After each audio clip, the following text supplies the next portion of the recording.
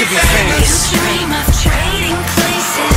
I have been changing faces. You cannot fill these shoes. There is too much to lose. Wake up behind these trenches. You run around defenseless. There is too much to lose. You cannot fill these I just wanna be famous, but Be careful what you wish for. to be famous. You dream of trading places. I have been changing faces. You cannot fill these shoes. There is too much to lose. Wake up behind these trenches. You run around defenseless. There is too much to lose. You cannot fill I these just wanna be famous, but Be careful what you wish for. to be famous. You dream of trading places. I have been changing faces. You cannot fill these shoes.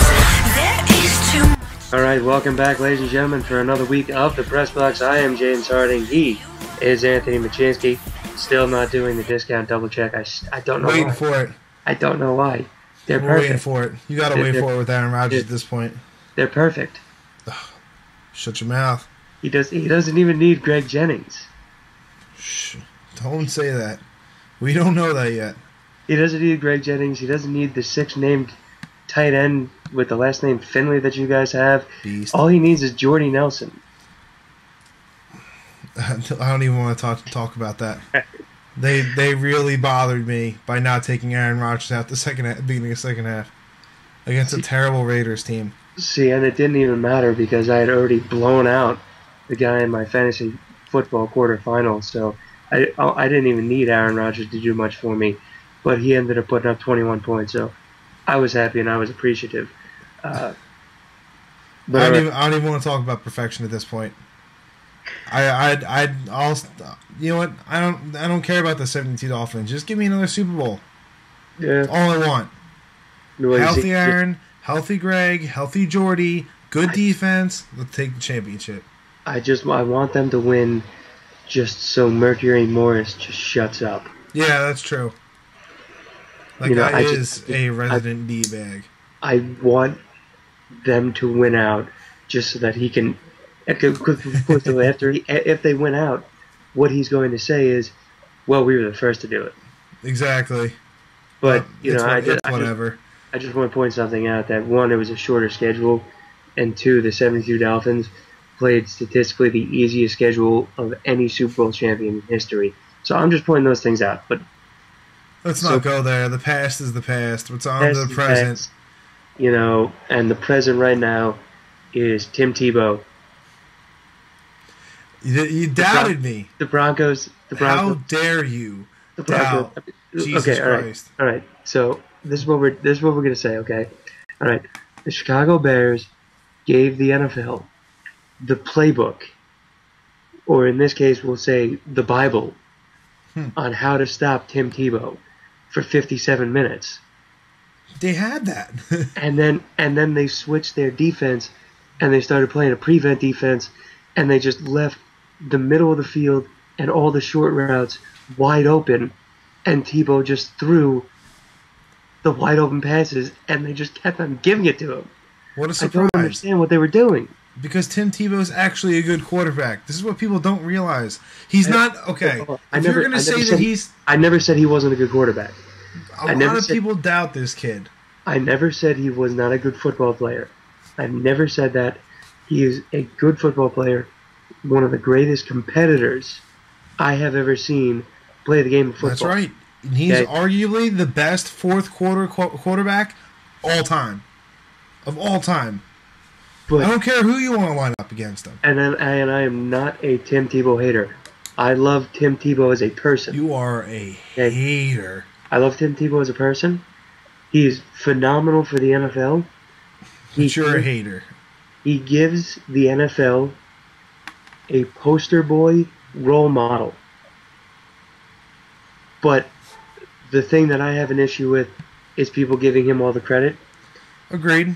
and that if they lose, I think that they're going to put all the credit for losing on everybody else and say, well, it really wasn't Tebow's fault. See, this But is like, where you can't have your cake and eat it too. this is is what where I I'm think saying. you're going to be wrong on it, and I only think this is because there's been so many critics of him of his first, second, and third quarter that they're not going to really give him, or they're really going to give the blame to him if they lose. Because let's face it, it's not. We said this last week. Willis McGahee's a beast. Their defense is Absolutely. dominant, Yeah. and you know what? With no wide receivers, Tim Tebow is putting up great numbers. Like we said, Demarius Thomas, Eric Decker, Fells. And I'm missing one or two of the other ones, but with no pieces. They traded away Brandon Lloyd, and Tebow's going to get it done in the fourth quarter. 150 yards in the fourth quarter alone. That's undeniably clutch in the fourth quarter. And I know you're going to say he gets too much credit in the whole 9 yards. The people are rallying around this team. I'm not. Yeah, and I agree to that. And the okay? people I on the agree that team people are rallying up- around him. I agree that people are rallying around this team, but I just don't want people to lose the fact or to lose sight of the fact that had Marion Barber done the job he gets paid to do, which is go down and not try and bounce to the outside and gain more yards, but go down and keep the clock running, Tim Tebow never would have gotten the ball back with enough time to do anything. Let's face it, Marion Barber is never going to win the IQ contest in your school squad.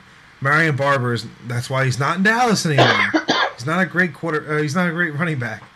Probably not a great quarterback either, but he's not a good running back. But you know, He is a downhill runner that they need to play every down. You Yes. do not call stretches for Marion Barber. You do not call tosses for Marion Barber. In fact, I'll even partially blame the Bears and coaching staff, whether you want to call Mike Martz or whoever. They put Marion Barber in a bad situation and made it worse. You don't call a toss in the fourth quarter and expect to win. You go ISO, run it straight at their linebackers, and let's face it, who's their big guy? Joe Mays? Not like it's Ray Lewis. It's Joe Mays. And listen, Joe Mays is going to be a good linebacker, and I full-handedly agree with that. But Marion Barber is not the guy that you're going to throw on the outside, especially when you have a Von Miller and a Champ Bailey on the outside, and a Doomerville. yeah. Sorry, bad play calling. So we have to move on to some other stuff, but I just want to make this one point. Okay, you have to give a lot of credit to Chicago's defense for the first 57 minutes of that game, and I want to say that if Jay Cutler and Matt Forte, or even Matt Forte, was playing in this game, I think Chicago wins. Yeah, but they weren't. So, unfortunately, they are another victim of Tebow. Now, let's get on to picks this week. James, you had the upper hand. This week really could have gone either way. Every one of those games that we disagreed on were under 3 points. Or in the general area, they were close at the end. Falcons could have easily lost to the Panthers, which of course, I picked the Panthers. Vikings were hanging in there. That face mask that should have been called. Cincinnati hung in there and probably should have won that game against TJ Yates, but I'll give them the credit where credit's due. This week, though, it's going to be a little bit different. We have a lot of agreements this week. Right now, Atlanta, Dallas, Cincinnati, Houston, the Giants, Tennessee, New Orleans, Green Bay, Arizona, New England, the Jets, Baltimore, and Pittsburgh. Those are all of our agreements this week. Yep. We'll start with the first game. We'll go right back to those same Bears. Seattle going to Soldier Field to play the Bears. I took Chicago, thinking they're going to bounce back. You took Seattle on the road. Explain that decision. Well, Seattle's coming off a big win this past Monday night against St. Louis. Marshawn Lynch has really had a resurgence. Tavares Jackson is playing very good right now. Doug Baldwin is flourishing into a really solid number one receiver for Seattle. And let's face it, anybody can stop the Bears' offense right now. I will say this, though. I'd never bet and never will bet Seattle away from Quest Field or whatever they've renamed it. Seattle is a home team that will get wins at home and do terrible. And I really have to hold back on saying a curse word at that point. A really terrible road team. Not only do they have to make the West-East jump, but they're just not good. You can say Tavares Jackson's playing out of his mind. He played St. Louis. I was a big fan of Steven Jackson and Sam Bradford in the beginning of the season. I'm not now. St. Louis is not a good team. Jackson.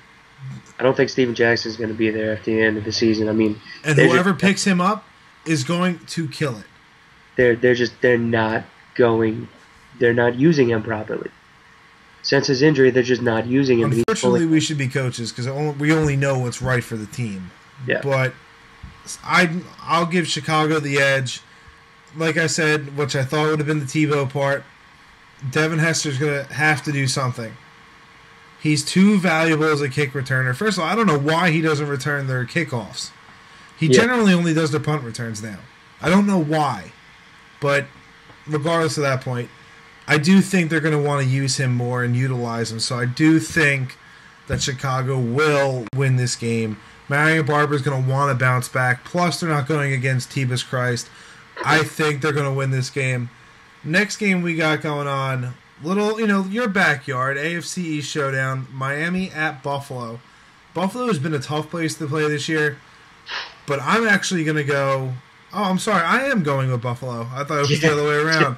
Yeah. That was how close this game was. This week's got a lot of close games again, but I'm going to go with Buffalo. If not win. They say it every week. Buffalo's at home against a tough Miami team, but maybe they're a little deflated after last week. Jake Long was injured. We'll see how he comes back this year. Why Miami? Well, and of course we're going to talk about Tony Sperano and Todd Haley being fired later on in the segment, but I think that they're going to be fired up to come out and make a statement, that they're going to want to do something to prove that they're not as terrible as people make them out to be, especially right after their coach gets fired. But honestly, I think that their team is just more of a cohesive unit right now than the Bills, even though they got trounced by Philadelphia and their coach got fired on Monday morning. Finally, our last pick, Oakland playing host to Detroit. What happened to Detroit? I'm not even... You're going to take them this game, and maybe you can show me something that I didn't. But Oakland possibly having McFadden back. Carson Palmer wants to bounce back from another terrible game in Green Bay. I can see Oakland making a little bit of a move here and taking out Detroit, who's, we all know, their violence issues. I mean, Detroit's playing up to their city, all right. And Ndamukong Suh is going to crash his car into you. He's a beast, but I'm sorry, he's going to get a level head on his shoulders before I'll pick that team. Yeah, I think I would almost put money Jim Schwartz goes at the end of the season.